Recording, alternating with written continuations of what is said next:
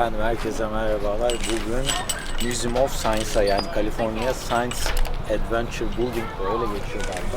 California Science Center. Oraya geldik. Ben daha önce gittiğim bütün yerlerde Boston'da, New York'ta Museum of Science'lara gitmiştim. Dedik ya Los Angeles'takine neden gitmiyoruz? Şimdi bugün de buraya geldik. Hatta arkamızda şu an işte bir kaldıraç yapmışlar. Arabayı yana kaldırabiliyorlar. Hız da deniyor şu an. Bakalım, buyurun içeri geçelim. Girişte de böyle bir şeyler yapmışlar. Bunlar ses hızında giden uçaklar değil ama gerçek yani maket gibi bir şey yapmışlar yani. Burada bir gösteriş amaçlı. Giriş kısmı da buradan.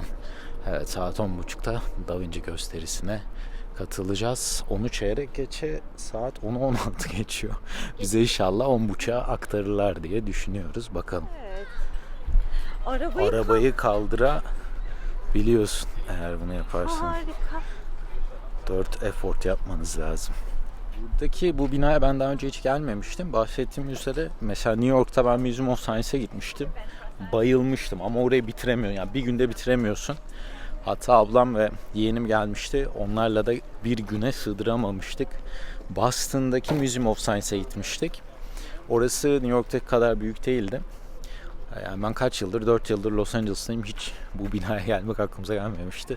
Hadi dedik hafta sonu da güzel bir etkinlik olsun. Bugün yoğun bir hafta sonu planımız var. Bütün gün burada olacağız. Akşamına da kısmetse konsere gideceğiz. Norah Jones konserine bilet aldık. Şu an genelde hep işte ortaokul, lise, ilkokul öğrencileri grup halinde buraya getiriyorlar. Onlar bayağı bir kalabalık geliyor. Şurada da sanırım öyle bir grup var. Ya bir geldiklerinde 40 kişi, 50 kişi falan geliyorlar. Bakalım şimdi buradan da içeri gireceğiz. Biz biletlerimizi online aldık. O yüzden burada bilet almamıza gerek yok. Ayrıca buranın girişi de tamamen ücretsiz. Bak burada çok güzel bir şey yapmışlar. Baksana. Evet, tam girişinde böyle bir şey yapmışlar. Gerçekten çok şey. Bahsettiğim üzere bir para ödemenize gerek yok. Gelip içeriye direkt göz atabilirsiniz. Sadece park alanı sanırım ücreti $20 tüm gün. Onun dışında giriş ücretsiz ama buradaki işte şovlara katılmak isterseniz bir para ödemeniz gerekiyor. Biz de şimdi buradan sanırım o şov için basılı şeyimizi alacağız. Şimdi görevliye sorduk. Görevli dedi ki evet üst kata çıkarsanız şurada da böyle uçaklar falan yapmışlar. Da Vinci'nin şovu için dediler. Şey yapabilirsiniz. Bileti alabilirsiniz. Şimdi gezeceğiz ama gezmeden gördüğünüz üzere çok güzel şeyler var ya. Hepsine önce şu gösterinin biletlerinin zamanı değiştirmemiz lazım. Biz sabah evden çıkalım derken yok şunu halledelim, bunu halledelim. Biraz geç kaldık. 3. kata çıkın. Oradan sonra da biletlerinizi alabilirsiniz dedi. Önce o şova girmek istiyoruz. Onu bitirdikten sonra bütün müzeyi gezip saat 1'de de uzayla ilgili bir gösteri var. Ona da bilet aldık IMAX'in. Ama çok uzun bir şov değil sanırım. 30-35 dakikalık. Bakalım önce şu biletimizi halledelim. Ardından da bütün burayı baştan sona gezeceğiz. Şimdi efendim burada Da Vinci'nin kitabından yer alan bütün şeyleri tasarlamışlar. Yani tabii ki ufak versiyonlarını, böyle şey versiyonları değil, gerçek boyutlu değil ama bildiğiniz Uçmaya karşı bir istek. evet hep uçmaya karşı şeylere karşı. İcatlar tasarlanmış. Da Vinci'nin kitabında o yaptığı çizimlerin hepsini birebir aynı örneğini yapmışlar. Gerçekten çok güzel. Şurada da bir bilgilendirme ekranı var. 3 boyutlu olarak burayı gösteriyor. İşte yaptığı kaldıraçlar, yani kuş için bir şey yapmış, örnekler yapmış ve bildiğiniz kendi notlarını biraz önce bir bilgilendirme video izledik. Dediler ki biz Da Vinci'nin kitabındaki birebir notların hepsini bulup evet burada hayata geçirdik, tasarladık. Notların orijinallerini yani büyütülmüş fotokopilerini buraya koymuşlar. Çok güzel değil mi ya? Baksana nasıl çalıştığı, içine evet hep uçabilmek adam buraya koyuyor. Evet. Bu şekilde de uçabilmesi için çok güzel ya. O yıl 1452 dedi ya. Düşünsene 1450'lerde 60'larda böyle bir şey tasarlamış ya adam. Baksana bütün kuşları analiz edip kuşların hareketleriyle ilgili notlar almış. Bir de Da Vinci şöyle bir şey dedi. Sanırım burada da öyle. Sağdan sola yazıyormuş. Böyle bir yeteneği varmış. Notlarını da o şekilde alıyormuş. Sanırım bunlar da öyle. Yani sağdan başlayıp sola doğru notları almış. Ve burada da gerçek notu. Bildiğiniz şu an Da Vinci'nin el yazısıyla koruma altında zaten. Çok kalın da bir cam var. Abi şunu görmek bile acayip bir şey değil mi? Kaç yıl önce. Musical Canon. Bunun ismi çevirdiğinizde bir melodi çıkarıyor. Bir nevi yani soundbox, müzik kutusu gibi bir şey inşa etmiş o dönemde kendisi. Burada da çevirince nasıl bir ses çıktığını gösteriyor. Hatta notaları falan burada görüldüğü üzere yaklaşabiliyorsunuz. Kendi yaptığı notlarla. Kanun gibi bir şeye benziyor. Bizim kanuna benziyor. Harpsichord viola. Piyano yapmış. Harbiden bildiğim piyano yapmış aynen. Ben kanunu öyle görünce direkt bizim kanuna benzettim de. Burada da evet bildiğin kiliselerde şey yapan. Şurada da gösteriyor hatta nasıl ortaya çıktığı falan. Şu çok ilginç. Hem müzikle, hem sanatla, hem mekanik dizaynla uğraşması ve bu kadar... Evet. Evet. Bu da yaptığı resmin neydi? Son akşam yemeği. Evet. Leyla Mecnun da bunu yapmışlardı. Çok güzel ya. Olimpiyatlarda da var. Evet. Burada da resmi şey yapmışlar, self-portrait yapmışlar. Kimin kim olduğunu açıklıyorlar. Mekanik olarak bir aslan dizayn etmiş, yaratmış. Bir mekanizma var aslanın hareket etmesinde. Şimdi bu alanda da Da Vinci'nin işte kullandığı tasarımlardan birinin örneğini yapmışlar. Siz de böyle bunları bir araya getirerek ben bu kadar getirebildim. Şurada bir sorun çıktı. Merdiven ve şeyleri bu şekilde tasarlıyormuş. Tahtaların, ahşapların üzerinde çeşitli kimisinde şöyle oyuk var, kimisinde yok, kimisi sadece düz. Bununla bu şekilde değişik tasarımlar yapabiliyormuş. Gerçi şu an ters çektim ama mesela bot yapmış, köprüler yapmış, hareket edebilen köprüler. İnanılmaz. Bu da bir kişinin nasıl bir botla hareket edebildiği. Evet, bir kişi kullanıyormuş ya şu ekrandaki gibi. Baksana. Pedal bot diyor. Bak bir kişi bildiğin yüzme şu hareketi gibi aslında bu sayede suyun içinde ilerleyebiliyor herhalde. Abi adam neler düşünmüş ya. Nasıl bir ömürde bu kadar çok şeyi düşünmek çok acayip değil mi? Evet. Hani sürekli yaptığı bir şey mesela normalde evet gemi, sandal o bu var ama sürekli bir şey eklemiş yani. Sürekli kolaylaştırmış. Düşme korkusunu canlandırıyorlar. Kız biraz önce düştü. Onun nasıl bir şey yaşadığını gösteriyor.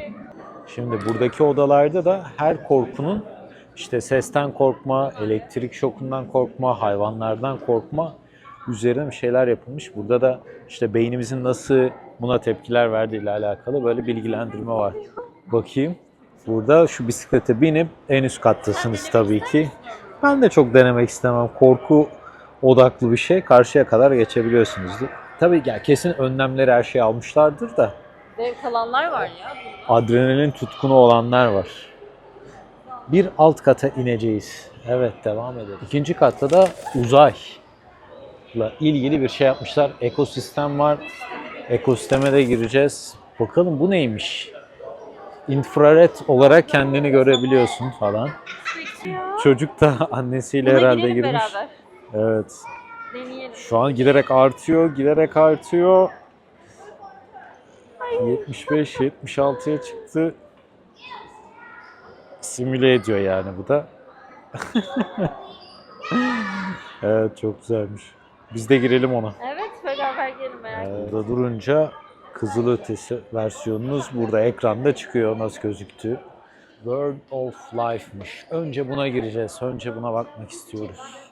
Ya tam çocuklar için işte ya. Evet, çocuğun yaptığı hareketlerin aynısını taklit ediyor bak. Çocuk ne yaparsa o da onu yapıyor. Hepsi de sırada bekliyorlar. Aa, bu şey değil mi? Et yiyen bitki elini koyunca kapıyor. Buradan yan taraftan seçtikleri çocuğun ekranda direkt geliyor. Kuşu dizayn ediyor. Diğer hayvanları böyle tek tek özel olarak dizayn ediyor. Bu da güzelmiş. Mikroskopları koymuşlar. Bütün değişik değişik organizmalara, her şeye. Mesela bakterya varmış. Hangisi? O, oraya da bakayım. O neymiş? Bu alana da ne yapmışlar, böyle çok büyük bir insan maketi yapmışlar. Tepeden. Burada da doğa, enerji, su, çevre, bunlarla alakalı şeyler yapmışlar. Mesela kız şimdi şunu çeviriyor ve elektrik üretiyor. Kaç watt ürettiğini gösteriyor. Şurada da hatta teleskoplar koymuşlar. Teleskoplardan da çevreyi gözlemleyebiliyoruz. Bir bakalım ne göreceğiz. Mesela burada kuşları falan bununla izleyebilirsiniz. Şeyler yapmışlar. Buradan daha da güzel gözüküyor hatta.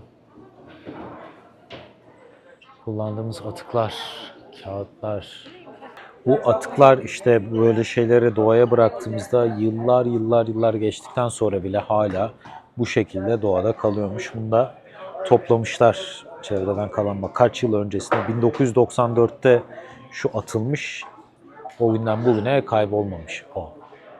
Ekosistemden ayrılıyoruz. Sanırım bak, şu kız biraz önce de öyle bu açılardan şeyleri çiziyor. Gördüklerini çiziyor. Aa, planörler var. Bak, bunları görmemiştik. Lütfen gel bakalım neymiş. 1928'de şu sanırım yapılmış. Buraya getirilmiş. Bunun tarihiyle ilgili de böyle bir şey yapmışlar. Esas en çok merak ettiğimiz, şimdi bak dedim, o uzay aracı Endeavour'u hatta şurada gözüküyor. Onu gerçeği, yani uzaydan dönen kısmı burada diyorlar. Bakalım, bu da modüllerden bir tanesi. Burası da Air and Space. Baksana şunlara ya. Mercury Redstone kapsülüymüş bu. Nasıl? Ya bunu örnek bakayım. Evet. Maymunu göndermişler. Şempanze. İç kısmı da böyle. İlk başta demek ki Hayır, bunlara dokunabilmek, görebilmek harika değil mi ya? Baksana. Harika. Bu da Gemini 11 Space kapsülmüş. Kaç yılında olduğu yazıyor mu? Yıl yazmıyor gördüğüm kadarıyla. Bu da uzaya gönderilmiş. Gerçekten çok güzel. Apollo Soyuz Command modülmüş bu da. Bu gördüğümüzde 1975 yılında Amerikan astronotları Apollo ile Sovyet Soyuz Spacecraft'a bağlanmış. Bu da nasıl olduğunu, resimlerini falan gösteriyor. İç kısmına da bakabiliyorsunuz. Oldukça klostrofobik bir yer yani. Vay. Bu da yanılmıyorsam Mars'a gönderilen aracın bir kopyası diye ben görmüştüm ama gerçeği mi bilmiyorum. Viking Lander'mış. Evet, bu bir prototipmiş. 1976'da Mars'a inmiş bu araç. Prototipi de bu şekildeymiş. Gerçekten güzel. Burada da hala birkaç uzayla ilgili araçlar var, benzeri şeyler var. Oh, you are doing so good. Looks exactly the same. But I saw like there are many people, they drove those things like. Yeah, I there's a work group of us together. here. Oh, There's a okay. group here today, so that's why there's so many people with sketchbooks out. All right. Wow, it's like looks amazing. Thank you. Yeah, great. Yeah, thank you too. Evet, dedim doğru, bir grup gelmiş, çizim yapıyorlar. Ama bildiğin birebir aynı çiziyorlardı. Şurada da bak, yaşlı bir amca Yaşlı bir teyze çiziyorlar. Evet. Bu alt kısmında kafeterya var sadece sanırım. Kafeterya var. Esas şu work in progress yazan kısımda ya bu uzay, işte evren hep benim ilgimi acayip çeken şeyler ya. Bununla ilgili de bence Türkiye'de en güzel yayını yapan kişi Barış Özcan tabii ki. Ben öyle düşünüyorum. Onu da çok severek takip ediyorum yıllardır. SpaceX'in modülüymüş efendim. Bu da. Ya çok acayip ya. Bunların dibinde olmak ne güzel bir şey. Ya bunlar uzaya gönderilen SpaceX Dragon'un bir parçasıymış bu. Dünyaya geri gelen kısmıymış. Çok da yakınına girmeyeyim. Zaten çok büyük bir şey. Gözükmüyor herhalde ama. Ya yanmış yani. Baksana dünyaya geri gelirken. Bu da motorlarından bir tanesiymiş. Sadece bir adedi buymuş. Space Shuttle Main Engines diye geçiyormuş bu. Endeavour denilen uzay aracının motoruymuş. Birazdan bu uzay aracını da burada göreceğiz. Şöyle içine bakın, biraz karanlık tabii ama evet. Sonra içine ya. Bu uzay aracının buraya nasıl getirildiğiyle alakalı bir tanıtım filmi izledik. O da çok acayipti. Burada da sanırım bu esnada işte time-lapse'i gösteriyorlar. Nasıl geldi, nasıl çıkarıldı, montaj edildi. Biz de bunu izlemiştik. Burada da fotoğrafları var. Uluslararası Uzay İstasyonu'ndan buraya, dünyaya geri gelen şeylermiş, ürünlermiş. Değil mi? Evet. Orada kullanmışlar. Ve birkaç parça eşyayı da buraya getirmişler sonrasında. Bunlar da burada sergileniyor. Bir uçağın üstüne bunu yüklemişler. Ben böyle bir şeyin hiç hatırlamıyorum haberlerde falan. 2012 yılıymış. Burada uçurulmuş. Los Angeles'ın üzerindeki tarihi lokasyonlardan geçmiş. Hollywood yazısının üstünden hatta geçmiş burada. Oldukça ilgi çekici ama hala göremedik. Sanırım en alt katta, birazdan şimdi oraya ineceğiz. Orada göreceğiz diye tahmin ediyorum. Aracının kullandığı gerçek lastiklermiş. Ondan sökülüp buraya getirilmiş. Ve şey diyor, Endeavour denilen uzay aracının kullandığı, tabii şu an yazı biraz parlıyor. Dokunabilirsiniz diyor. Touch the tires diyor. Bu uzay aracının kullandığı gerçek lastiklermiş. Bu da uzay teleskobunun 5'te 1'lik küçültülmüş haliymiş. Yine burada da Juno Spacecraft varmış. 4'te 1'lik modeliymiş. Böyle uzayda var olan, kullanılan teknolojilerin modellerin 5'te 1'lik, 4'te 1'lik modelleri yapılmış. Burada da sergileniyor. Şu kısımda da gerçek meteor parçaları var. Bunlar da dokunamıyorsunuz tabii ki ama buradan görebiliyorsunuz. Bu da uzayda kullanılan eski astronot kıyafetleri. Burada da hatta kıyafetleri, değil mi? Yıllar geçtikçe değişmiş tabii ki. Evet. Burada da yine bir amca çiziyor. Bir grup gelmiş buraya bugün. Apollo görevinde kullanılmış olan astronot kıyafetiymiş bu da. Bu da öyle sanırım. Evet. Apollo görevinde kullanılan alet edevatlarmış. Şöyle bir şey yapmışlar. Güzel bir park var. F20 yazıyor üstünde de. Şurasında da güzel bir park var. Birazdan da bir IMAX şovuna gideceğiz. Çok güzel bir bahçe yapmışlar buraya. Yemyeşil, harika. Biraz burayı gezelim çünkü daha bir saatimiz var. Bu alanı gezdikten sonra da o şovu izlemeye, uzayla ilgili olan şovu izlemeye gideceğiz. Bir bina daha var. Yanılmıyorsam. Zaten burada gösteriyor. Consolium Museum. Biz şimdi Science Center'a gittik. Natural History'ye gitmedik. Hiçbirine gitmedik. Bir tek Science Center'a gittik. Diğerlerine de bakalım. Ama birdeki şeyi de kaçırmamamız lazım. Burada da yeni bir şeyler inşa ediyorlar gördüğüm kadarıyla. Hediyelikçinden de çıktık. Bir iki tişört, magnet aldık. IMAX, laser denilen alana gideceğiz. IMAX Theater var burada. Deep Sky için buraya bilet aldık. Ondan sonra bir sürü insan var. Grup resim çizdikleri resimleri burada sergiliyorlar. Grup buraya gelmiş, çizimlerini renklendirmişler de. iPad'de çizmiş bunu. Herkes farklı açılardan çizmişler. Bir de Cities of the Future vardı. Ama ben daha çok evren, şu Deep Sky yazıyor ya. Evren her zaman daha fazla ilgimi çektiği için. Şimdi uzay aracını içeride sorduk. Dediler ki ya biz orayı gösterim bir şov alanı yapıyoruz.